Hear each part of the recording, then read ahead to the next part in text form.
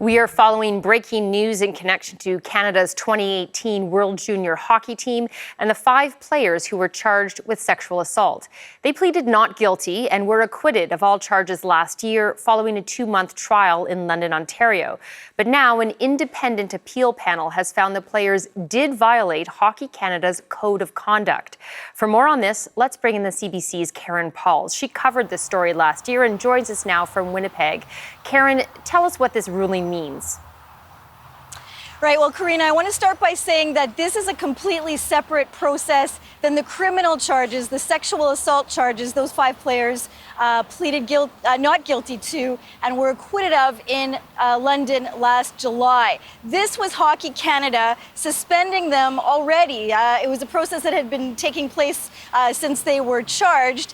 Not allowing them to represent Hockey Canada, represent Canada on the world stage in events like the Olympics or the World Championships. They couldn't volunteer or coach for Hockey Canada.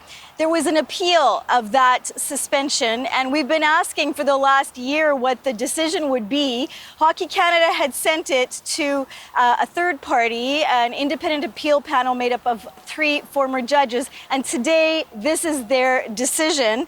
They said that there was the 5 players did violate Hockey Canada's Code of Conduct, but they also provided a schedule or some recommendations on when they might be reinstated. And Hockey Canada has approved those. Alex Formenton is being reinstated immediately. Cal Foot's suspension will end in November. Carter Hart's suspension ends November next year. And Dylan Dubé's will extend 1 more year into November 2028. Michael McLeod won't be reinstated until 2030 rather. Now, we don't know why. There's a difference in those timelines. And I'll just add, Karina, that anyone of those players that is being considered for a national team will undergo further screening.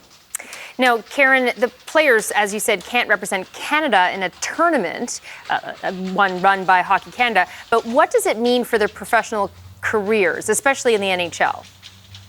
You know, this has nothing to do with their ability to play in the NHL or any other professional league. They had already been allowed to play in the NHL as of last December, and we know that Carter Hart had been picked up by the Vegas Golden Knights. He was their starting goaltender in the playoffs against Carolina in June. And you might recall, actually, that there were games when fans booed him and chanted, "No means no."